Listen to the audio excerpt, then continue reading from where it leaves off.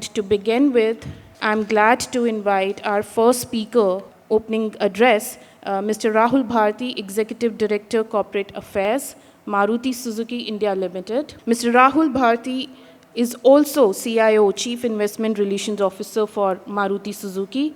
He holds the offices of Chairman, International Relation and Trade Policy with Society of Indian Automobile Manufacturers. He's member with OICA, which is a global auto industry association. He's also a gold medalist from IIT Roorkee with more than 29 years of experience, all with Maruti Suzuki across vendor development, new product development, and corporate affairs. Please join your hands to welcome Mr. Rahul Bharti. Thanks, and honestly, we didn't need such a generous introduction. I was slightly embarrassed. So, may I wish a very good morning to all our guests. Dr. Hanif Qureshi, Joint Secretary, Ministry of Heavy Industries. Shri Shekhar Chane, Vice Chairman and MD, Maharashtra State Road Transport Corporation. Shri Sudhendu Sinha ji from Niti Aayog, handling infrastructure, connectivity, and electric mobility, and a very key visionary and planner in this area of electric mobility. Shri Vishal Kapoor ji, CEO Energy Efficiency Services and Convergence Energy Services. Distinguished guests, ladies and gentlemen, I've had the august privilege of hearing some of our dignitaries in the past, and I can tell you with their inputs, my thoughts keep changing every time, and I'll share some of them today. I think when we go back to the basics, there are two very strong objectives of electric mobility. One is decarbonization, and the other is oil import reduction. And both are so strong imperatives from where there is no second thought, no departure. All of us, governments, academia, industry, facilitators, we are deeply committed to the aim. It is something that we just cannot compromise on. That is one. Second is the concept that EV, we have already seen the inflection point.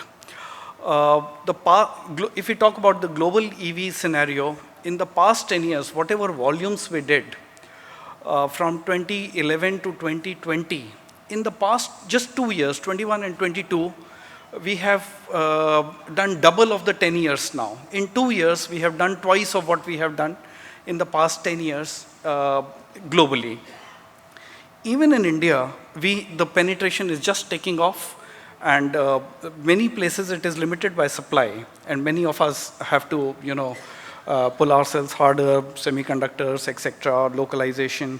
So in four-wheelers, EV penetration is at 1.4%, in two-wheelers 5%, and buses it has reached 7%, and there has been some excellent news which I'll request you gentlemen to share after this. Yesterday we heard about 10,000 buses and a huge amount of budget that is really heartening.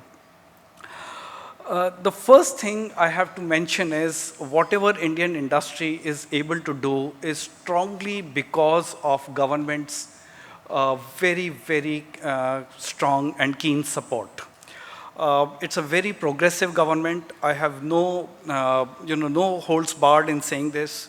Extremely listening government, progressive government.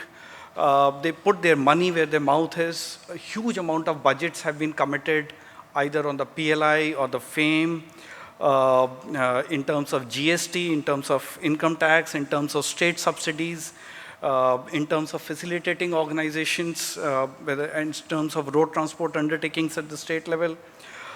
Immense amount of work has gone from the government, and the amount of listening is also, the amount of listening and the amount of flexibility to change with respect to what industry thinks can be helpful is extremely laudable. Thank you, sirs, for this. I also hear a lot of buzz in the media these days, something about continuity of some schemes, etc., on localization. Honestly, as a member of industry, and I'm also representative of SIAM, my message to our own brothers in industry would be, localization is something that we have to be committed to the Indian government. So we need to honor the the localization commitments, particularly when public money into subsidies is involved. So we need to be committed to that. Of course, there are small, the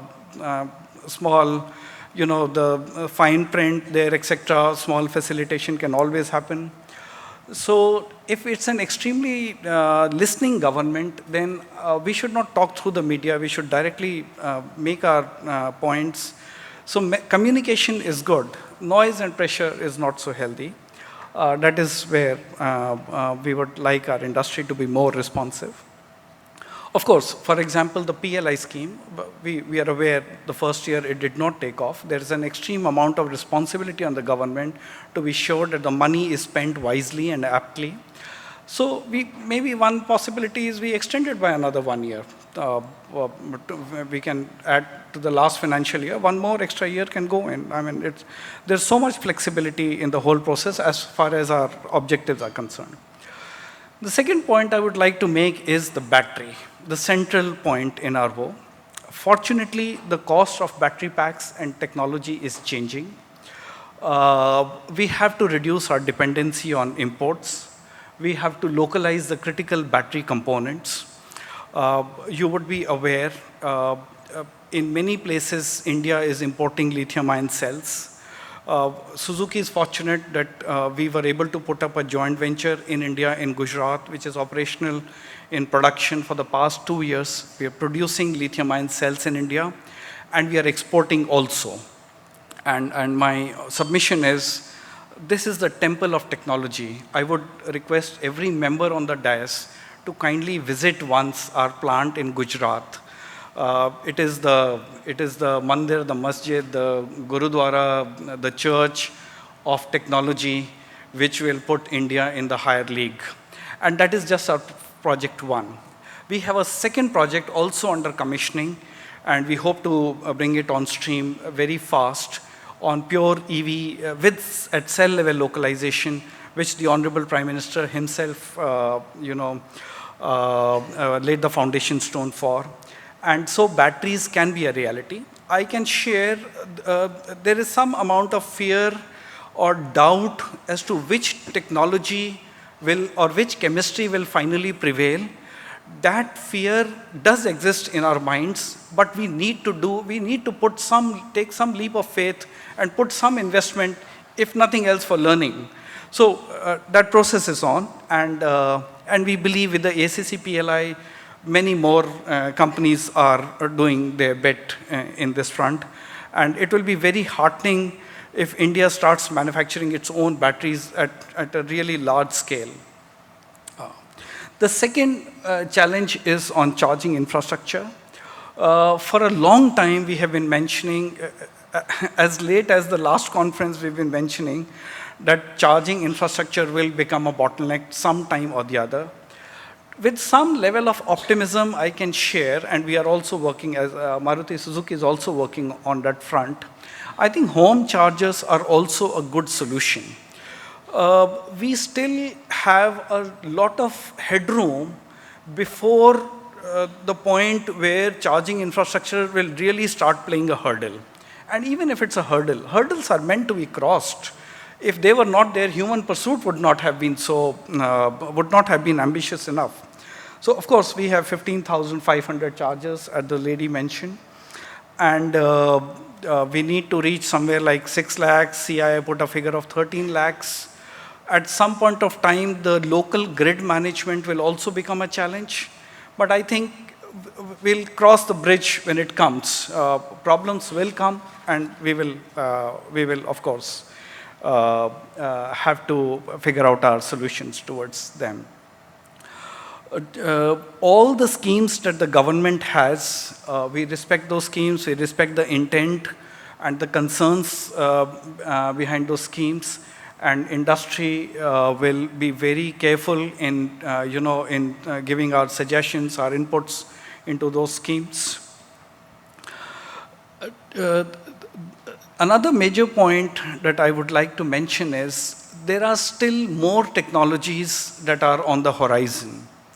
And we have several segments. We have two-wheelers, three-wheelers, we have buses, we have long-distance trucks. Uh, EV is a mainstream solution, no doubt, and it is something that we need to put all our commitment together on it. At the same time, there are many segments which stand to gain or benefit more from other technologies also. I'll make a small example. Long distance trucks. Now, long distance trucks, with the kind of geography and the heterogeneity which India has, uh, maybe the battery weight could be more than the haulage weight. So maybe hydrogen or LNG could be a better solution for those segments. It's never a case of technology A versus technology B. It is always a case of how to maximize the coverage of all the technologies put together so that we can reduce the overall carbon emission and reduce the total the oil input into the burning of hydrocarbons for that mobility energy. So we would like to submit that if there are more technologies, whether it's hydrogen or it's biofuels, it is flex ethanol, it is compressed biogas, let us be cognizant of all such technologies along with their context, their there are so many parameters to that context. One is scalability. How much will the customer be willing to absorb given the context of each technology? The other is cost. The third is to what extent can it help us reduce carbon? There are some technologies which can even give us carbon negative, for example, because of methane absorption, etc. So the last word on technology has not been written, just like battery chemistry, the last word is not written. In the next 10 to 20 years, we will have to go through a lot of churn, and India's need to search for cost-effective solutions which are good for the customer also will be more pronounced than the rest of the world, which sometimes could be more privileged than us in terms of per capita income.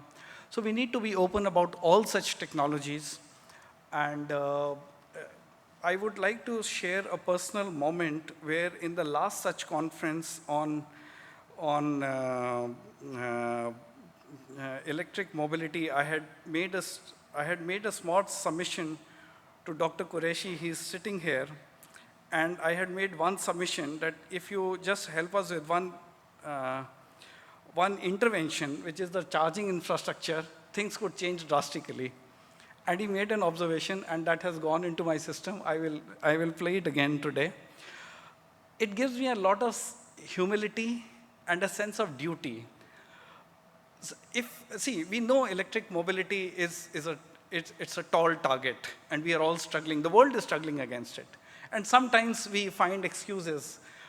If we had done this would get better. If only we had a lot of charging infrastructure, we could have sold our vehicles more.